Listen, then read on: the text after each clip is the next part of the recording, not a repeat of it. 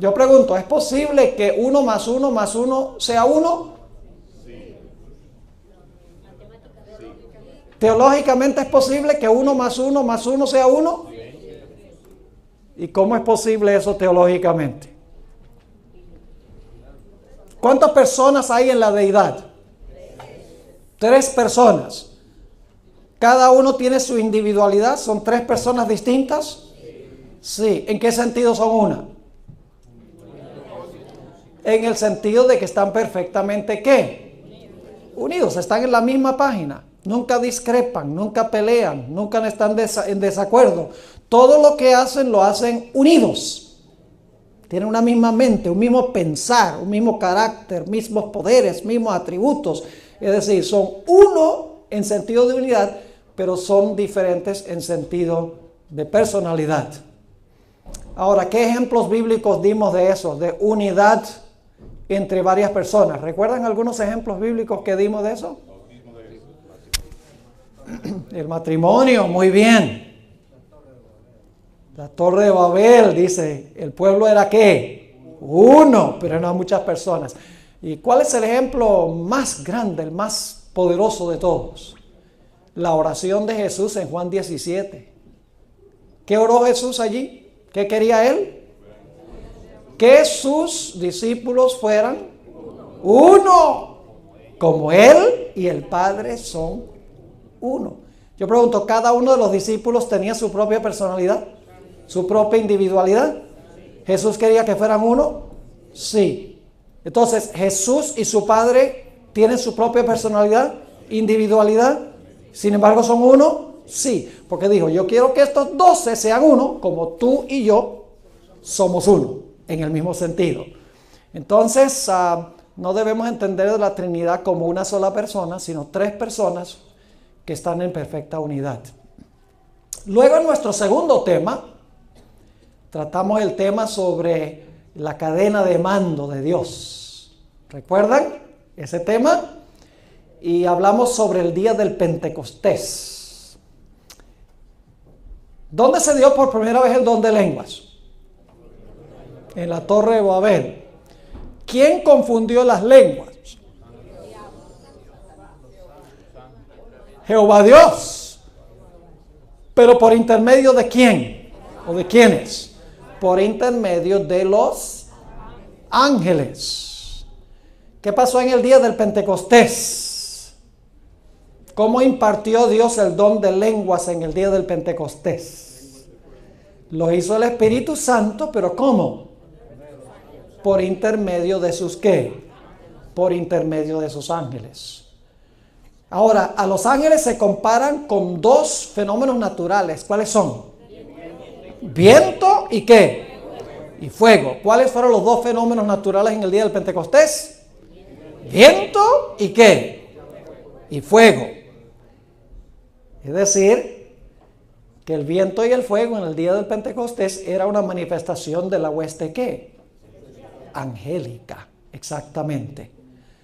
Ahora, debemos recalcar que el Espíritu Santo está involucrado, no es que el Espíritu Santo está desconectado. El Espíritu Santo desempeña su obra a través de la administración de los ángeles. ¿Quién hizo los milagros de Jesús? El poder de Dios, ¿por qué? Por medio del ministerio de los ángeles. ¿Recuerda la historia del centurión? ¿El centurión entendía eso? Sí. Cuando Jesús le dijo al centurión, tu criado está sano y salvo, ¿qué dijo el centurión? ¿Tuvo fe? ¿Tuvo confianza de que era así? Claro que sí. Ahora, ¿cómo es que fue sanado el criado? ¿Será que misteriosamente la palabra salió místicamente volando por el aire y sanó allá al criado? No. ¿Qué mecanismo usó Dios? En el momento que Jesús pronunció la palabra, el ángel fue y le dio virtud sanadora, según leímos en el deseado de todas las gentes, le dio virtud sanadora a ese criado y el criado se sanó. Yo pregunto entonces, ¿los ángeles son mucho más importantes que lo que generalmente pensamos? Los ángeles son vitales. Estamos rodeados de millones de ellos. Y el Espíritu Santo está listo para usarlos para cumplir sus designios. Bien, ahora queremos tener una palabra de oración para pedir que Dios bendiga nuestro estudio de esta noche, así que inclinemos nuestros rostros para orar. Nuestro Padre y nuestro Dios, gracias por este maravilloso día que nos has concedido. Gracias, Padre, por el privilegio de reunirnos en tu casa. Te damos gracias por tu palabra, porque tu palabra es segura, es cierta, es un fundamento firme sobre el cual podemos edificar. Pedimos, Padre, que esta noche tu Espíritu Santo, a través del ministerio de los ángeles, se manifieste en este lugar. Danos claridad de pensamiento y danos corazones tiernos y dispuestos a recibir tu verdad. Bendice a los que vienen en camino, tráelos con tu protección. Te lo pedimos en el precioso nombre de tu Hijo, Cristo Jesús. Amén. En el año 1968, un hombre con el nombre de Erich von Däniken escribió un libro muy interesante que se llama Carruajes de los Dioses, misterios no resueltos del pasado. Ahora, este individuo no era cristiano, era una persona secular. Y la tesis del libro básicamente era que Ezequiel, el capítulo 1, está describiendo un objeto volador no identificado. Yo leí el libro y si no fuera cristiano, si no supiera lo que dice la Biblia y lo que dice el Espíritu de profecía sobre esta visión, posiblemente me hubiera podido persuadir. Pero al leer su libro, a la luz de lo que yo conocía, lo que me causaba era un poco de risa ver las especulaciones que él presentaba para tratar de demostrar que Ezequiel 1, ese carruaje con una rueda dentro de una rueda de donde salen relámpagos, 4 seres vivientes con 4 rostros y 4 alas y alguien sentado en un trono encima de ese carruaje, obviamente no tiene nada que ver con un objeto volador no identificado, sino que Dios lo ha dado con otro propósito. La pregunta clave es ¿por qué Dios incluyó este capítulo en la Sagrada Escritura? ¿Qué propósito práctico podría jugar este capítulo para enseñarnos verdades de parte de Dios? ¿Quién puede descifrar los símbolos que encontramos nosotros en este capítulo? Una persona una vez me dijo, pastor, ¿por qué tenemos que predicar sobre pasajes como eso? ¿No sería mejor predicar las historias bonitas sobre Jesús en los evangelios? Es mucho más fácil. Y yo lo miré y yo le dije, ¿tú crees que ese capítulo fue inspirado por Dios? Y me miró y me dijo, sí, yo creo que fue inspirado por Dios. Y luego le pregunté, ¿tú has oído alguna vez lo que dice el apóstol San Pablo de cuánta de la Escritura es inspirada divinamente y útil?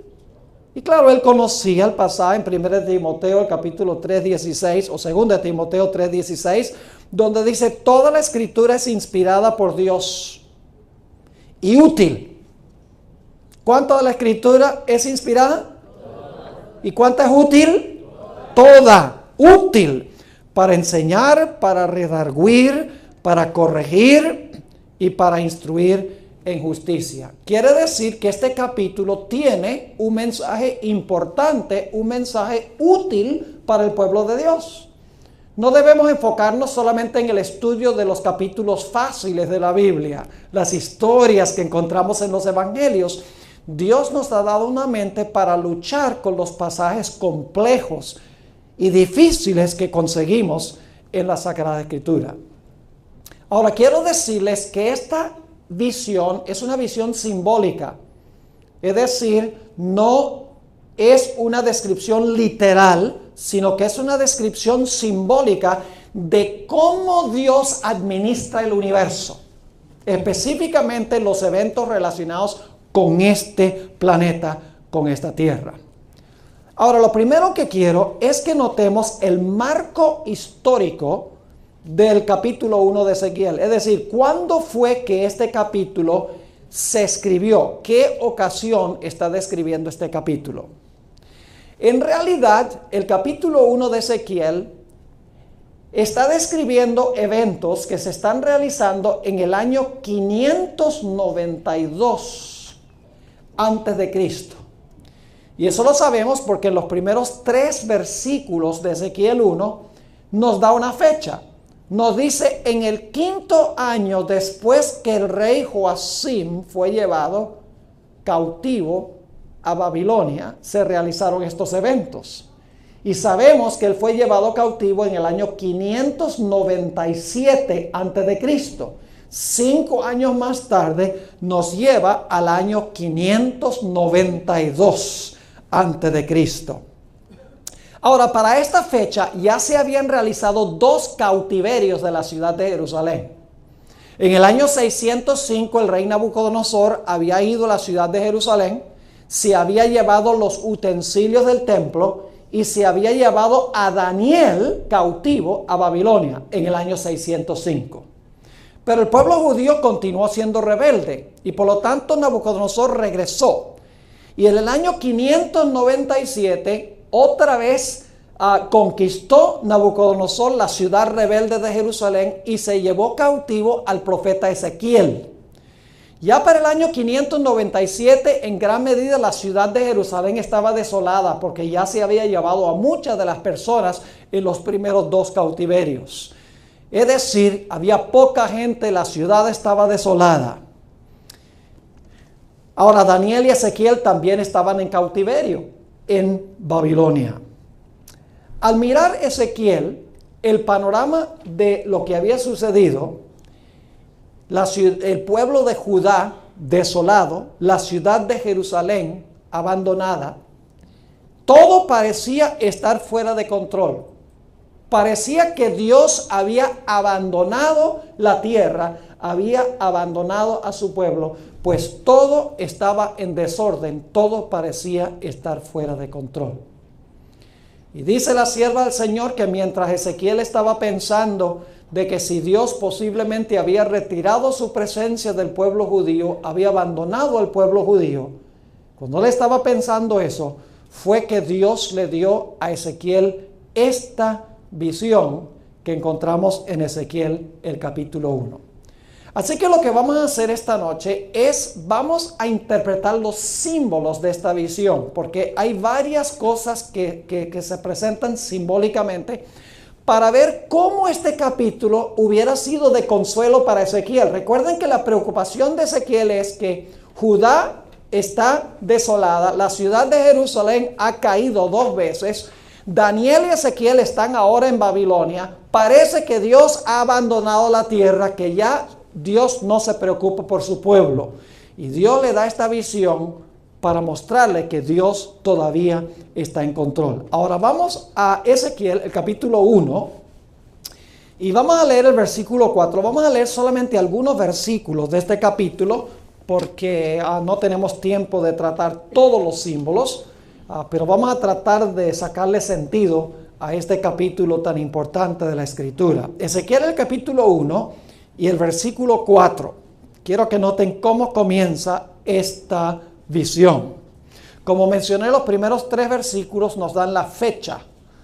¿Cuándo fue que recibió Ezequiel esta visión? Dice en el versículo 4, y miré, y he aquí venía del norte. Es un detalle muy importante. Del norte. ¿Un qué? Un viento tempestuoso. Y una gran ¿qué? Una gran nube. ¿Con un qué? Fuego envolvente. Y alrededor de él un resplandor. Y en medio del fuego algo que parecía como bronce refulgente. Fíjense que tenemos aquí varios símbolos. En primer lugar, dice que este carruaje o este viento viene ¿de dónde? Viene del norte. Y viene con viento y viene ¿con qué? Con fuego. Ahora, ¿por qué viene del norte? Vamos a Isaías 14 y los versículos 12 al 14. ¿Qué es lo que está en el norte bíblicamente? Dicho sea de paso, ustedes saben que el norte, nosotros generalmente pensamos de las direcciones del compás en forma lineal. Decimos norte, sur, oriente y occidente. Pero en realidad técnicamente, norte es hacia arriba, sur es hacia abajo, oriente hacia la mano derecha y occidente hacia la mano izquierda. Es decir, el norte es el cielo a donde habita Dios. Este carruaje viene con viento y viene con fuego, y con esta nube viene del cielo hacia la ciudad de Jerusalén. Vamos a Isaías 14 para que se den cuenta dónde habita Dios. Está hablando aquí de la caída de Lucifer y dice lo siguiente: ¿cómo caíste del cielo, oh lucero, hijo de la mañana? Cortado fuiste por tierra, tú que debilitabas las naciones. Tú que decías en tu corazón: subiré ¿a dónde? Subiré al cielo, en lo alto, junto a las estrellas de Dios. ¿Dónde quedan las estrellas? En el cielo, muy bien. Junto a las estrellas de Dios levantaré mi trono, y en el monte del testimonio me sentaré a los lados del norte. ¿Dónde queda el norte? En el cielo, allá donde habita Dios. Y luego dice: subiré sobre las ¿qué? Sobre las alturas de las nubes subiré, y seré semejante ¿a quién? Y seré semejante al Altísimo. Así que yo pregunto, ¿dónde es que queda el norte? El norte está en el cielo, a donde habita Dios. Entonces, ¿de dónde viene este carruaje de Ezequiel el capítulo 1? Dios es el que está viniendo a Jerusalén. Ahora, dice aquí que este carruaje viene con viento y con fuego. La pregunta clave es: ¿qué representa el viento y qué representa el fuego? Ya vimos anoche, pero vamos a leer de nuevo Salmo 104 y el versículo 3 y el versículo 4. Salmo 104 y el versículo 3 y 4. ¿Ven? Dejamos que la Biblia interprete los símbolos y entonces juntamos todos los símbolos y tenemos un cuadro de lo que Dios quiere enseñar en este pasaje. Salmo 104 y el versículo 3 dice: afirma sobre las aguas tus altos aposentos, y haces de las ¿qué? De las nubes tus carros de guerra. ¿Qué representan las nubes en las Escrituras? Las nubes representan ángeles. La Biblia dice que Jesús vendrá con todos sus santos ángeles, pero en otros pasajes dice: he aquí viene con las nubes y todo ojo le verá. Así que dice: haces de las nubes tus carros de guerra, tú cabalgas en las alas del ¿qué? Del viento. Haces de los vientos tus mensajeros y de las llamas de fuego tus servidores. Ahora yo pregunto, ¿quiénes son los mensajeros y quiénes son los servidores? Son los ángeles, la Biblia lo dice. Vamos a Hebreos, el capítulo 1 y el versículo 7 para que lo vean. Esto es, voy a leer de la nueva versión internacional, que es la que está más cerca al original en este texto. Hebreos, el capítulo 1 y el versículo 7, citando el Salmo 104, es decir, se refiere al Salmo 104, dice: en cuanto a los ángeles, dice, Él hace de los vientos sus ángeles y de las llamas de fuego sus servidores. Y dice que está hablando en cuanto a los ángeles. Es decir, que en Ezequiel capítulo 1 viene Jehová ¿con quiénes? Con la nube, vientos, fuego, viene con sus ángeles, según dice esto. Ahora vamos al Salmo 68, 17, todavía hablando de los carros. Salmo 68 y el versículo 17. Para que se den cuenta que los carros, que este carruaje en realidad representa los ángeles sobre los cuales cabalga Dios. Dice en el Salmo 68, 17, escuchen bien, los carros de Dios se cuentan, ¿por qué? Veintenas de millares. El Señor viene del Sinaí a su santuario. Y ustedes recuerdan que cuando los sirios rodearon a Jerusalén y todo el mundo estaba asustado allá dentro de Jerusalén, Eliseo elevó una oración a Dios para que abriera los ojos de Gehazi para que él pudiera ver el mundo invisible. Y vamos a leer en cuanto a eso. No tengo aquí la referencia, pero creo que es en Primera o Segunda de Reyes, el capítulo 8. Dice, entonces Eliseo oró: Señor, ábrele a Giesi los ojos para que vea.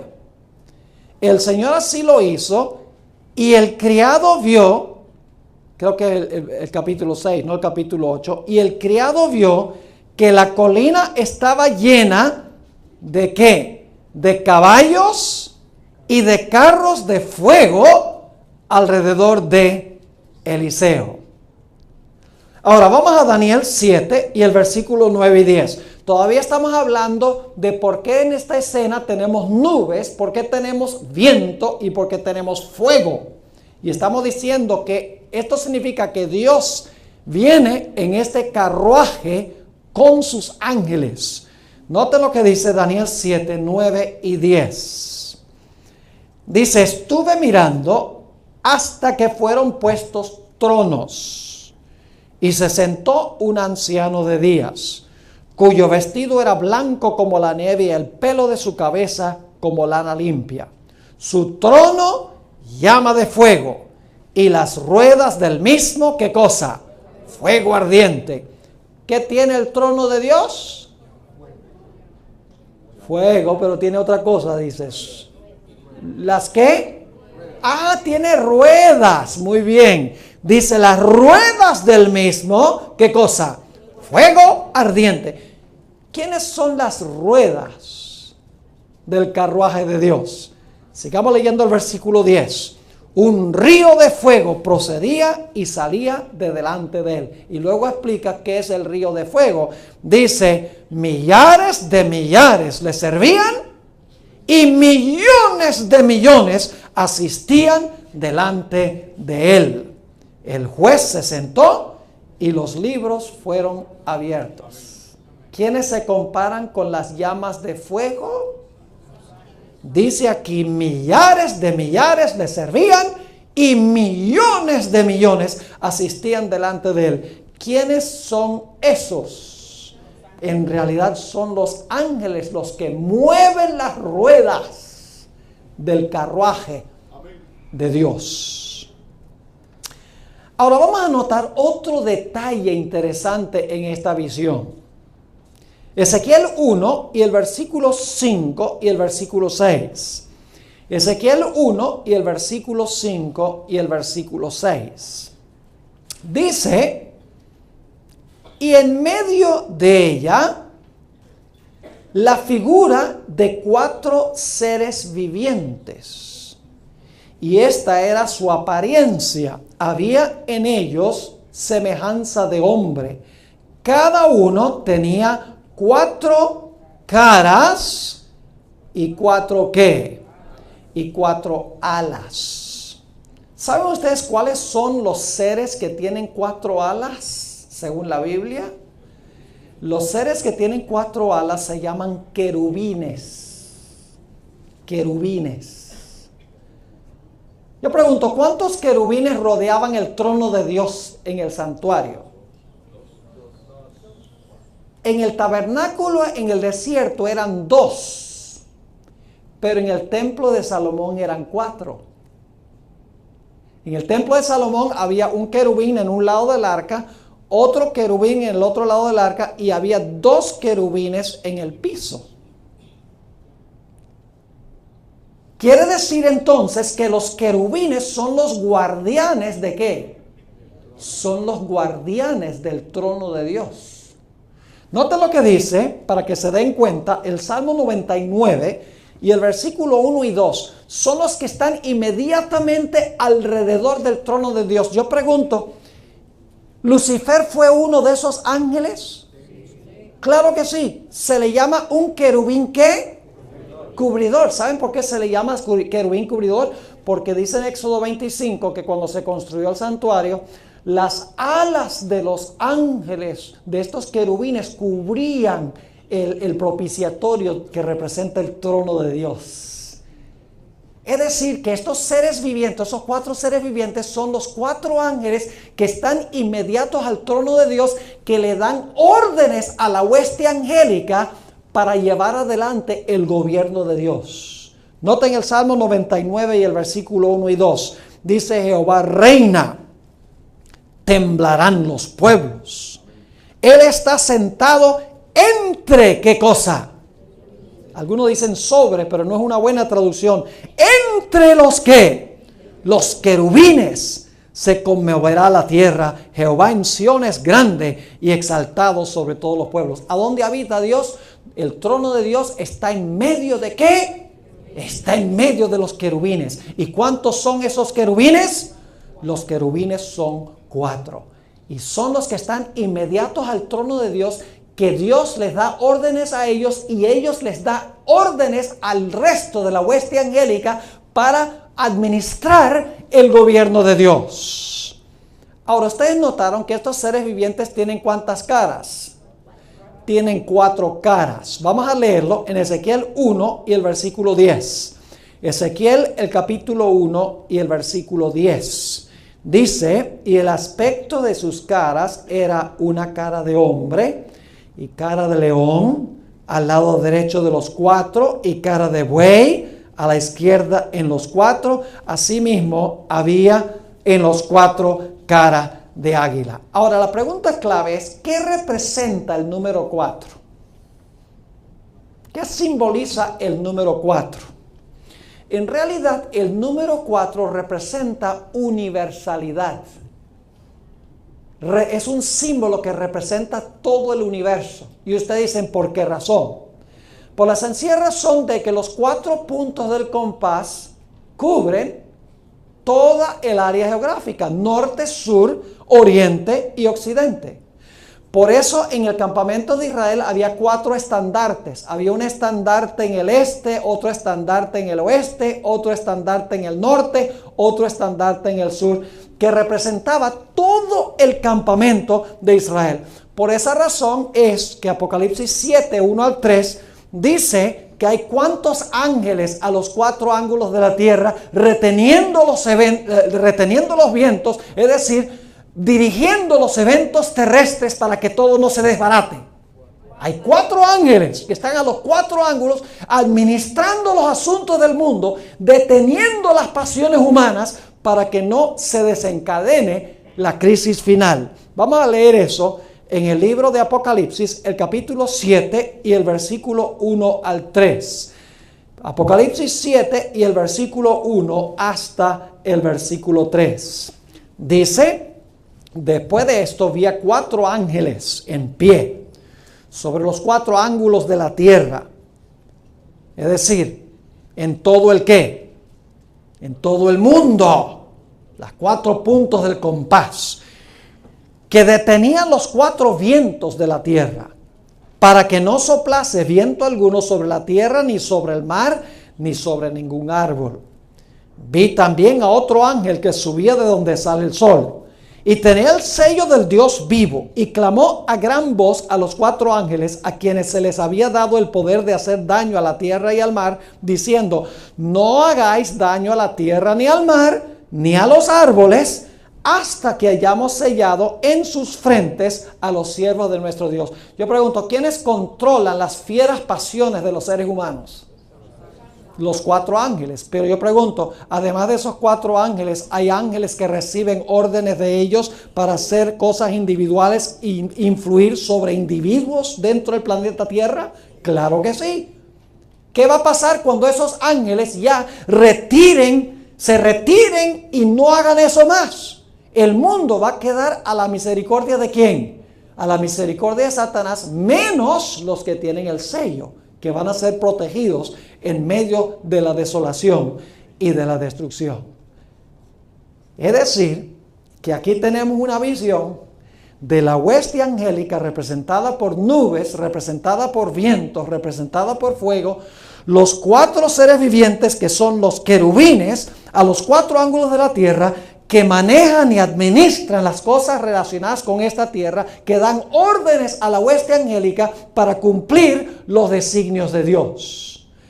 Ahora, es interesante que estos seres vivientes tienen 4 alas. La Biblia dice que con 2 vuelan y con 2 se cubren. El Espíritu de Profecía nos dice que el hecho de que se cubren con 2 de sus alas representa la reverencia que tienen para con Dios y para con su ley.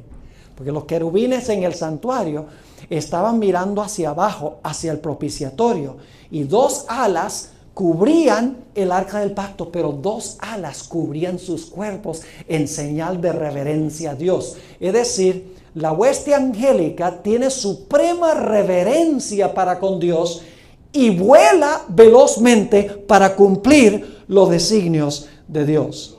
Ahora, ¿qué representa el hecho de que tienen 4 caras? ¿Cuántas caras tienen ustedes?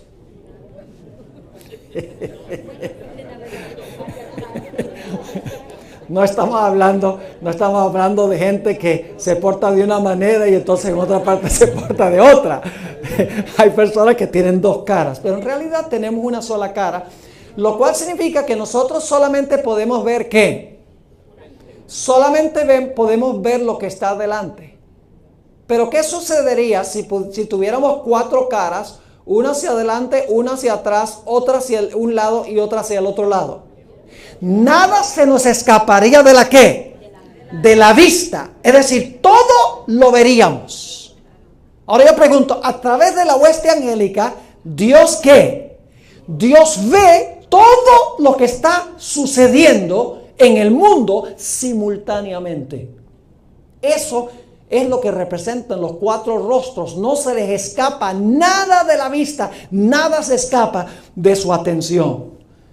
Y saben que dice en Ezequiel 1, si van conmigo allí, Ezequiel 1 y el versículo 9, y vamos a leer también el versículo 12, nos dice que cuando ellos se movían en una sola dirección, es decir, recibían sus órdenes y se movían sin voltearse a diestra ni a siniestra.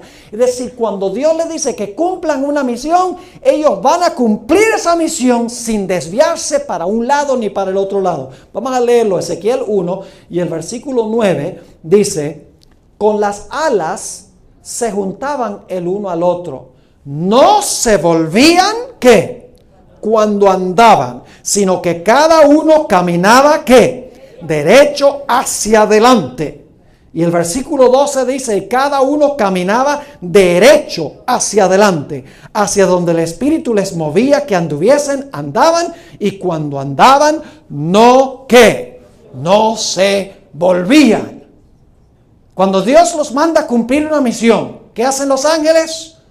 Los ángeles no se voltean ni se distraen, ni van a diestra ni a siniestra, sino que cumplen la misión para la cual Dios los envió. Y no se les escapa nada de la vista, porque las 4 caras representan que ven mundial y universalmente todo lo que está sucediendo. ¿Están captando lo que está enseñando esta visión? Ahora hay otro detalle interesante. Ezequiel 10 y el versículo 12. Ezequiel 10 ahora, porque el capítulo 10 y 11 tienen más o menos algunos de los mismos detalles que el capítulo 1. Ezequiel 10 y el versículo 12 nos dice algo muy interesante en cuanto a estos seres vivientes, y también se encuentra, dicho sea de paso, en el capítulo 1. Pero escogí leer 10, 12 porque está más claro y más fuerte el lenguaje. Dice allí en Ezequiel 10, 12, y todo su cuerpo de los seres vivientes, sus espaldas, sus manos, sus alas y las ruedas estaban llenos de ¿qué? de ojos alrededor en sus 4 ruedas. Es decir, que por todas partes están llenos de ¿qué? Las ruedas y los seres vivientes están llenos de ojos. Entonces, bueno, ¿y por qué? ¿Qué significa eso que están llenos de ojos? En la Biblia, los ojos representan sabiduría. Por eso en Apocalipsis dice que Jesús tiene 7 ojos. Jesús no es un monstruo literalmente. Jesús no tiene literalmente 7 ojos. Sencillamente significa que Cristo tiene absoluta y completa ¿qué? Sabiduría. Aún hoy en día nosotros tenemos un animal, en realidad un ave, que usamos para representar la sabiduría. ¿Qué ave es esa? El búho. Por ejemplo, cuando hay una graduación, muchas veces se dan tarjetas con un ¿qué? Con un búho adelante. Yo pregunto, ¿cuál es la parte más prominente de un búho? Los ojos, grandotes, ¿verdad? ¿Y por qué le damos al que se está graduando una tarjeta con un búho y unos ojos bien grandotes? Pues estamos diciendo, tú eres bien sabio porque te estás graduando de secundaria. O te estás graduando de universidad, ahora has alcanzado cierto nivel de sabiduría. Es decir, que aún en el reino animal, el búho, por sus ojos grandes, representa sabiduría. Si quieren leer un texto bíblico, Efesios 1:18 también nos dice que los ojos representan sabiduría. Jesús habló del ojo del entendimiento. Los ojos de nuestro entendimiento, es decir, representan sabiduría. Es decir, que todas las misiones en las cuales van los seres vivientes, todo lo que hacen es con absoluta ¿qué? Sabiduría. Todas las misiones a las cuales son enviados, todo lo hacen en orden y sabiamente. Ahora, noten Ezequiel 1, 13 y 14, otro detalle interesante. Ezequiel el capítulo 1 y el versículo 13 y el versículo 14. Vamos a ver a qué velocidad se mueven los ángeles cuando reciben órdenes de parte de los 4 seres vivientes quienes recibieron sus órdenes de Dios. Dice allí en Ezequiel 1:13, en cuanto a la semejanza de los seres vivientes, su aspecto era como de carbones de fuego encendidos, como visión de hachones encendidos, que andaba entre los seres vivientes. Y el fuego resplandecía, y del fuego salían relámpagos, y los seres vivientes corrían y volvían a semejanza de ¿qué? De relámpagos. ¿Cuán velozmente se mueven estos seres vivientes para cumplir los designios de Dios? Es inmediato y veloz y rápido. Quiero leerles una cita que encontramos en El Conflicto de los Siglos, página 566, donde Elena de White describe aquí este lenguaje de Ezequiel 1, 13 y 14. Dice lo siguiente, página 566. Como mensajeros de Dios, iban y volvían a semejanza de relámpagos, eso es Ezequiel 1:14, tan deslumbradora en su gloria y tan veloz su vuelo. El ángel que apareció en la tumba del Señor y cuyo aspecto era como un relámpago. Está citando recuerdan que cuando Jesús resucitó dice que le brillaba el rostro como un relámpago. Así que dice, nuevamente, como mensajeros de Dios iban y volvían a semejanza de relámpagos, tan deslumbradora es su gloria y tan veloz su vuelo. El ángel que apareció en la tumba del Señor y cuyo aspecto era como un relámpago y su vestido blanco como la nieve, hizo que los guardias temblaran de miedo y quedaran como muertos. Es decir, que los ángeles cumplen las misiones de Dios velozmente. ¿Cuán veloz? Bueno, déjenme darles un ejemplo bíblico. Ustedes recuerdan que en Daniel capítulo 9, Daniel estaba orando para que Dios le explicara la profecía de los 2300 días. Antes que terminara su oración, Gabriel estaba al lado de él para explicarle el significado de la visión. Es más, la Biblia dice, al principio de tus ruegos, me mandaron para acá. Así de veloz cumplen los designios. Dicho sea de paso, Gabriel tomó el lugar de Lucifer. Es uno de los querubines cubridores, Gabriel ahora, porque tomó el lugar que perdió Lucifer cuando Lucifer pecó contra Dios. Es decir, estos seres vivientes y aquellos que ellos ordenan cumplen los designios o las misiones de Dios con absoluta velocidad. Lo hacen inmediatamente, con sabiduría, no se les escapa a nadie ni nada y cumplen la misión sin voltear a diestra ni a siniestra. Ahora, el carruaje también tiene ruedas. Vamos a leer Ezequiel 1 y el versículo 15 al 18. Ezequiel el capítulo 1 y el versículo 15 hasta el versículo 18. Dice, mientras yo miraba los seres vivientes, he aquí una rueda sobre la tierra junto a los seres vivientes a los 4 lados. El aspecto de las ruedas y su obra era semejante al color del crisólito. Y las 4 tenían una misma semejanza. Su apariencia y su obra eran como rueda en medio de rueda. Ahora, la mayoría de los eruditos dicen que lo que tiene uno aquí es una rueda que va en esta dirección y otra rueda que va en la otra dirección a los 90 grados. Es decir, una rueda hacia acá y una rueda hacia allá.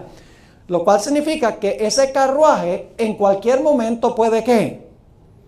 Puede cambiar de dirección. Puede estar moviéndose hacia acá y cuando es necesario va para acá y para allá. Es decir, se mueve en todas las direcciones. Ahora sigue diciendo en el versículo 16 nuevamente, el aspecto de las ruedas y su obra era semejante al color del crisólito. Las 4 tenían una misma semejanza, su apariencia y su obra eran como rueda en medio de rueda. Cuando andaban se movían, aquí está el punto, hacia sus ¿qué? Hacia sus 4 costados, es decir, para adelante, para el lado, para atrás, como sea, en todas las direcciones del compás.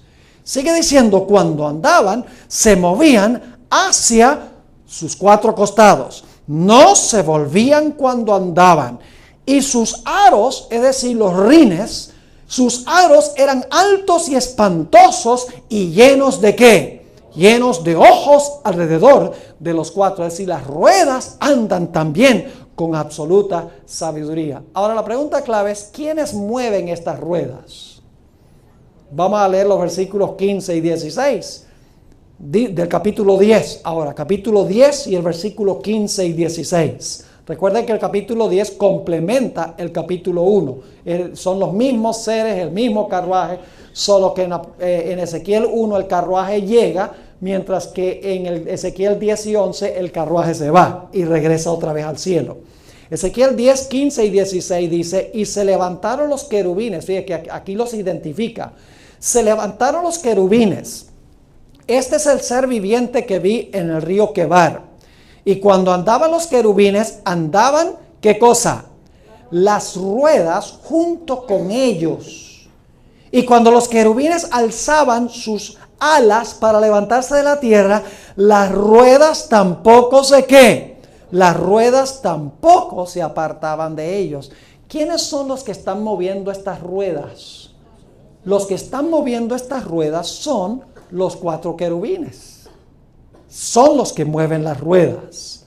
Y como mencioné, se pueden mover en todas las direcciones del compás. Noten Ezequiel 10, 9 al 12, donde nos dice que las ruedas se movían en unísono, en una sola dirección.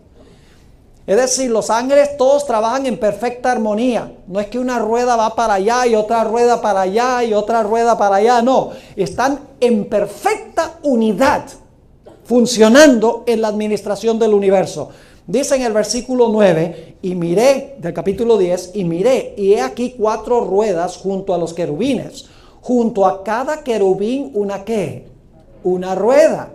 Y el aspecto de las ruedas era como de crisólito. En cuanto a su apariencia, los 4 eran de una misma forma, como si estuviera una en medio de otra.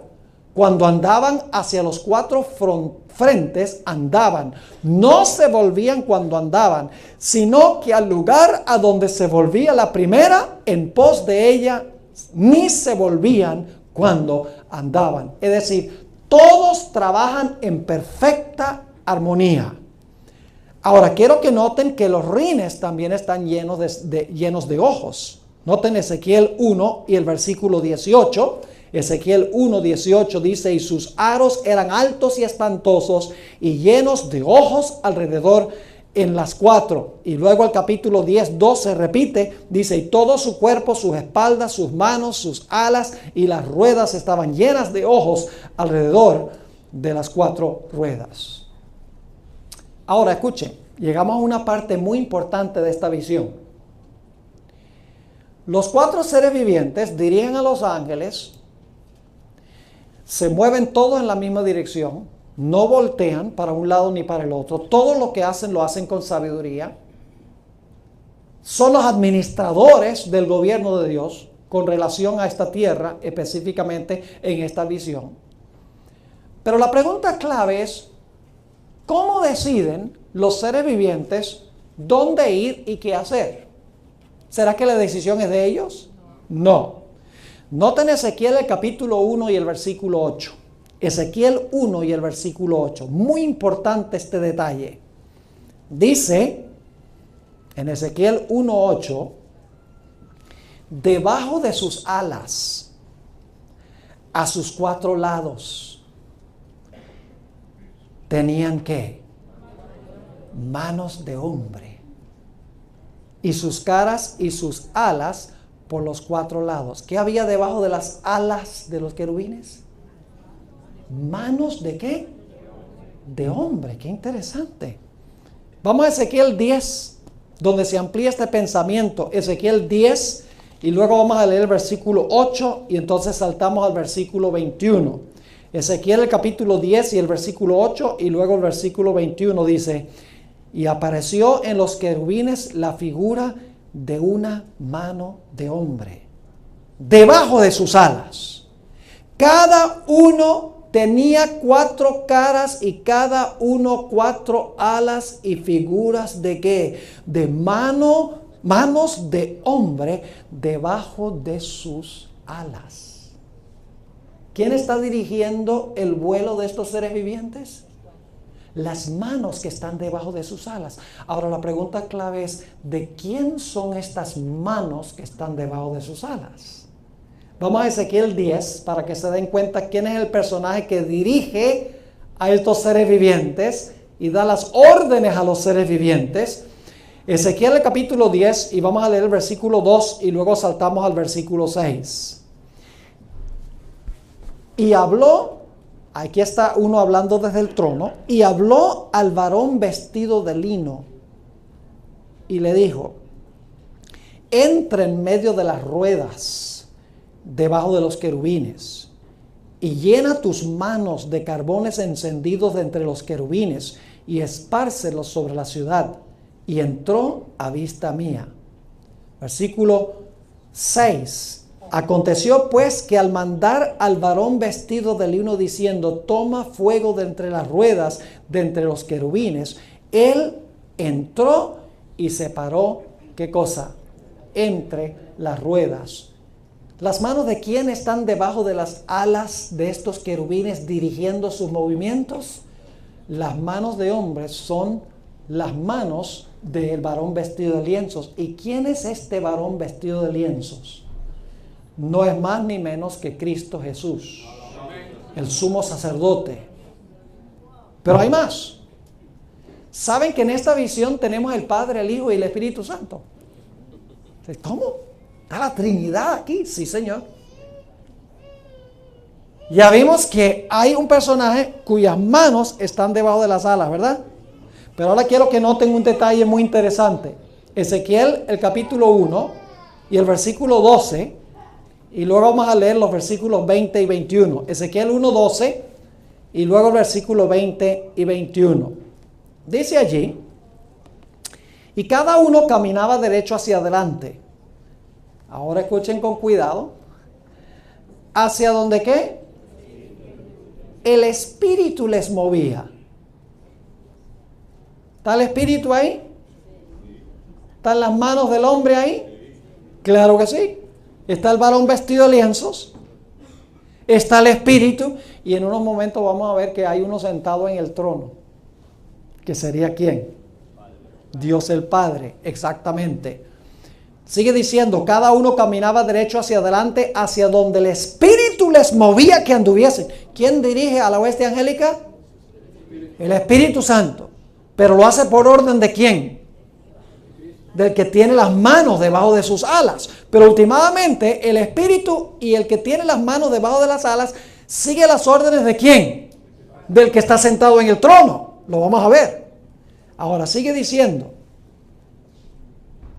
Y cada uno caminaba derecho hacia adelante, hacia donde el Espíritu les movía que anduviesen, andaban, y cuando andaban no se volvían. Versículo 20. Hacia donde el Espíritu les movía que anduviesen, andaban. Hacia donde les movía el Espíritu que anduviesen, las ruedas también se levantaban tras ellos, porque el Espíritu de los seres vivientes estaba en las ruedas. Cuando ellos andaban, andaban ellas, y cuando ellos se paraban, se paraban ellas. Asimismo, cuando se levantaban de la tierra, las ruedas se levantaban tras ellos, porque el Espíritu de los seres vivientes estaban en las ruedas. ¿Quién está dirigiendo los movimientos de los seres vivientes? El Espíritu. ¿Y qué más? Las manos, ¿qué? Las manos debajo de las alas. Ahora, permítame leerles el comentario inspirado del Espíritu de Profecía, para que ustedes se den cuenta a lo que dice la sierva del Señor. Joya de los Testimonios, tomo 2, página 350. Dice ella: había ruedas dentro de las ruedas, en un arreglo tan complicado que a primera vista le parecía a Ezequiel que era todo confuso. Imagínense una rueda dentro de una rueda, parece una confusión. Y Ezequiel vio eso, una rueda andando así, la otra así. Parecía confuso. Pero dice ella, había ruedas dentro de las ruedas en un arreglo tan complicado que a primera vista le parecía a Ezequiel que era todo confuso. Pero cuando se movían, era con hermosa precisión y en perfecta armonía. Ahora escuchen lo que dice. Los seres celestiales estaban moviendo esas ruedas. ¿Quién estaba moviendo las ruedas? Los seres celestiales. ¿Quiénes son esos? Los ángeles. Ahora sigue diciendo, escuchen. Y por encima de todo, sobre el glorioso trono de zafiro, estaba el Eterno. Mientras que rodeaba el trono el arco iris, emblema de gracia y amor. Así que aquí dice que los que estaban moviendo las ruedas eran los seres celestiales. Pero ahora noten lo que dice en la página 350 y 51 de Joya de los Testimonios, tomo 2.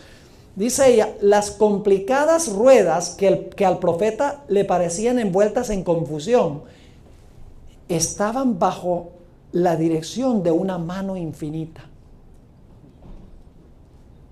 Y luego dice, el Espíritu de Dios, que según la revelación movía y dirigía esas ruedas. ¿Qué acabamos de leer? ¿Quiénes estaban moviendo las ruedas? Los seres celestiales. ¿Y ahora qué dice ella? El Espíritu de Dios, que según la revelación movía y dirigía estas ruedas. ¿Hay alguna contradicción ahí? No, porque los ángeles son ¿qué? Son los emisarios del Espíritu Santo. Eso lo vamos a ver en nuestro segundo tema de esta noche. Dice, el Espíritu de Dios, que según la revelación movía y dirigía estas ruedas, sacaba armonía de la confusión, de tal manera que todo el mundo estaba bajo su dominio. Y luego explica, después de decir que el Espíritu de Dios movía las ruedas, dice, miríadas de seres glorificados estaban listos para predominar a su orden. ¿A la orden de quién? Del Espíritu Santo. ¿Quién recibió sus órdenes de quién? De Jesús. ¿Quién recibió sus órdenes de quién? Del que está sentado en el trono de zafiro. Dios tiene una cadena de mando. En Apocalipsis 1 se presenta clarito. ¿Quién le dio el mensaje a Jesús? Dios el Padre. ¿Y Jesús se lo dio a quién? Al Espíritu Santo. Porque dice, el que tiene oído, oiga lo que el Espíritu dice a la iglesia. ¿Y el Espíritu Santo se lo dio a quién? Al ángel. En este caso fue Gabriel. ¿Y Gabriel se lo dio a quién? A Juan. ¿Y qué hizo Juan? Lo escribió un libro. ¿Y lo mandó a dónde? a las 7 iglesias. ¿Y luego qué debían hacer las 7 iglesias? Debían compartir el mensaje con el mundo. ¿A dónde se rompe la cadena de mando? Entre Juan y la iglesia. Porque la iglesia no proclama el mensaje. ¿Eh? El Hijo hace lo que dice el Padre, el Espíritu Santo hace lo que dice el Hijo, los ángeles dicen hacen lo que dice el Espíritu Santo, Juan hace lo que el ángel le dice, y entonces cuando llega a nosotros decimos, no, mándalo a él.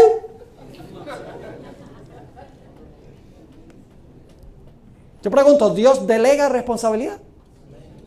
¿Lo delega con sabiduría? Claro que sí. Dios no es un hácelo todo. Dios delega responsabilidad. Y fíjense, algunos dicen, pero si Jesús toma órdenes del Padre, entonces es inferior al Padre. Y si el Espíritu Santo hace lo que le dice, lo que le manda Jesús, entonces el Espíritu Santo debe exigir sus derechos. Ese fue el problema de Lucifer. No estaba dispuesto de ocupar la posición para la cual Dios lo estableció. No hay mejor lugar de servicio que el lugar que Dios establece para uno. Y no hay mayor persona que la persona que sirve. Y Dios no solamente lo pide, sino que lo demuestra. Porque Jesús y el Espíritu Santo son igual al Padre en poder, son igual en carácter, son igual en atributos, son igual en propósito. Pero el Hijo dice, Padre, hágase tu voluntad. Y el Espíritu Santo dice, Hijo, hágase tu voluntad. Y los ángeles dicen, Espíritu Santo, hágase tu voluntad. Y Juan dice, hágase la voluntad de todos ustedes. ¿Ven cómo Dios administra el universo? Ahora sigue diciendo la sierva del Señor, miríadas de seres glorificados estaban listos para predominar a su orden contra el poder y la política de hombres malos y reportar beneficio a los fieles. Y dice en el comentario bíblico adventista, tomo 4, página 1161, dice, escuchen la explicación sencilla y clara, la vigilancia incansable de los mensajeros celestiales y su incesante ministerio en conexión con los habitantes de la tierra nos muestra cómo es que la mano de Dios guía la rueda dentro de la rueda. ¿Cómo es que Dios dirige la rueda dentro de la rueda? Dice ella, ¿por qué? La vigilancia incansable de los mensajeros celestiales, que son los ángeles, y su incesante ministerio en conexión con los habitantes de la tierra nos demuestra cómo es que la mano de Dios guía la rueda dentro de la rueda. Es decir, Dios guía las ruedas delegándole la responsabilidad a los ángeles, pero dirigiendo y dando sus órdenes. ¿Debemos nosotros aprender algo de esto? Yo creo que Dios está tratando de mostrar una lección de cómo debemos administrar la iglesia. ¿Hay diferentes funciones en la iglesia? Cuando viene la junta de nombramientos, el que quería ser primer anciano y lo nombran un mero diácono, dice, ¿y a ese por qué lo nombraron? Yo puedo hacer ese trabajo. Ese es el espíritu de Lucifer. Porque si oramos que Dios dirija la junta de nombramientos, debemos estar contentos con la posición que Dios nos dé y servir con todo el alma y con todo el corazón.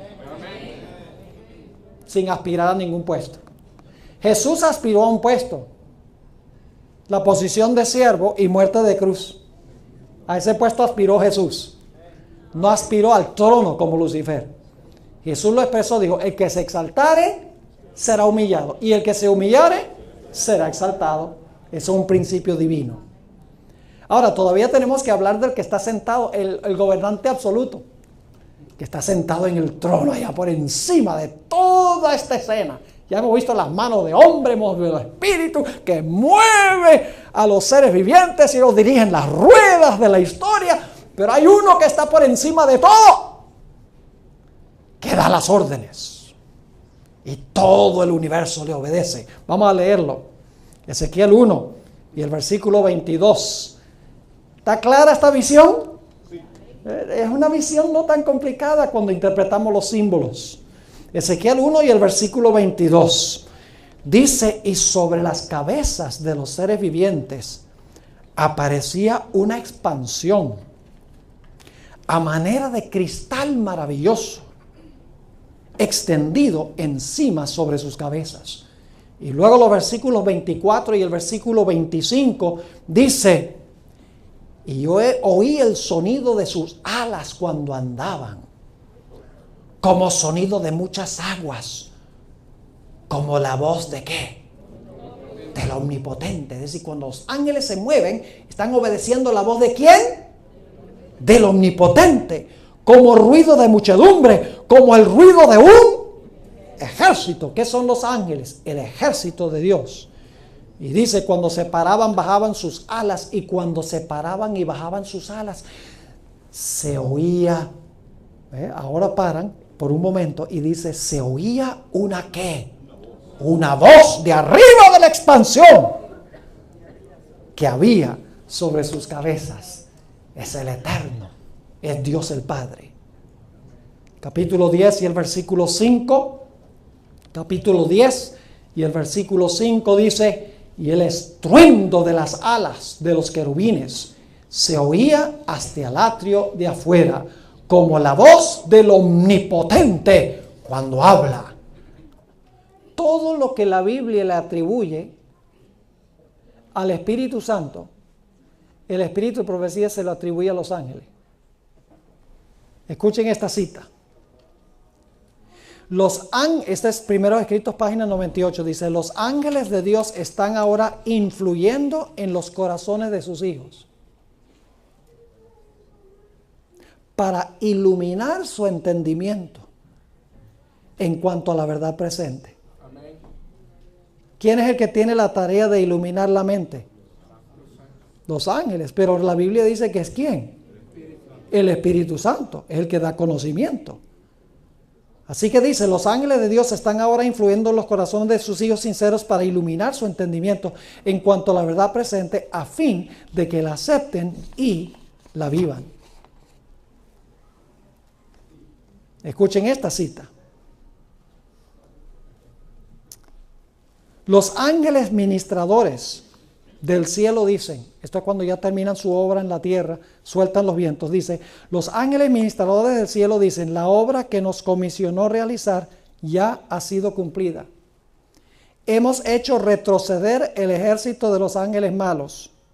Hemos enviado claridad y luz a las almas de los hombres, despertando el recuerdo del amor de Dios expresado en Jesús. Hemos atraído sus miradas a la cruz de Cristo.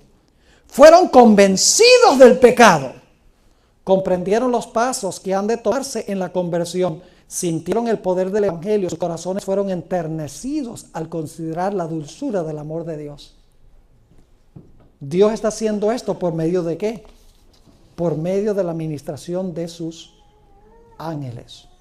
Y podría leerles, tengo como unas 12 o 13 páginas adicionales del Espíritu de Profecía, donde ella dice que los ángeles compungen de pecado, los ángeles iluminan, los ángeles capacitan para predicar el Evangelio, los ángeles hacen esto y aquello, todos como emisarios del Espíritu Santo. Mis hermanos y hermanas, no estamos solos en este mundo. Dios está muy cerca por medio del ministerio de millones y millones de ángeles que están nada más esperando cumplir la voluntad del Señor. Y lo que están esperando es a nosotros. La única razón por la cual no ha venido Jesús es porque nosotros nos hemos vuelto indolentes e insolentes. Exactamente. Y cuando nosotros permitamos que Dios nos vacíe el corazón del yo, de lo nuestro, y estemos dispuestos a decir, Señor, hágase tu voluntad, yo hago lo que tú me pidas cuando tú lo pidas, y de la manera como tú lo digas, cuando Dios tenga un pueblo así, vamos a tener poder para sacudir el mundo.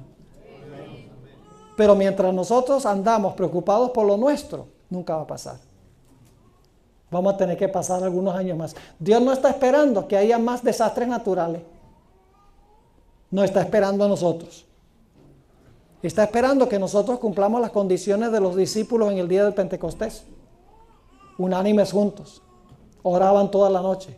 estudiaban las Escrituras, tomaban sus recursos y los ponían a disposición de la obra. Arreglaron las riñas entre uno y el otro. Y cuando hicieron eso, los ángeles dijeron, ahora están listos, ahora los podemos usar. Pero mientras que nosotros atravesamos nuestra propia voluntad, Dios no puede obrar. Es imposible que Dios obre. Dios no puede, en cortas cuentas para terminar, Dios no puede llenar lo que ya está lleno. Primero tiene que vaciarnos del yo para llenarnos del Espíritu Santo. Amén. Si estamos llenos de nosotros mismos, Dios no puede llenar lo que está lleno. Primero tiene que vaciarnos y entonces sí nos puede usar con todo su poder.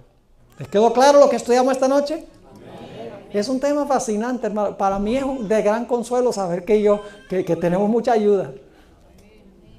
Millones y millones de seres glorificados, listos a ayudarnos en todas nuestras tribulaciones y dificultades. Mañana en la noche, Dios mediante, nuestra última noche de este corto ciclo de conferencias, vamos a hablar sobre la fórmula bautismal.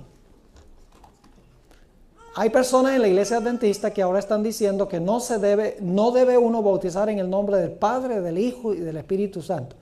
Que esa parte, Padre, Hijo y Espíritu Santo, fue añadido por la Iglesia Católica en el año 325, en el Concilio de Nicea, porque son antitrinitarios. Y ese texto claramente expresa la Trinidad, así que de alguna manera tienen que sacarlo de la Biblia.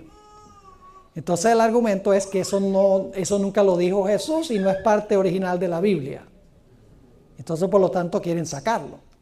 Hay un joven, voy a mencionar su nombre porque posiblemente han oído hablar de él, Cristian Silva. Es un joven argentino, hijo de un pastor, que tiene este concepto y se ha proliferado muchísimo la idea.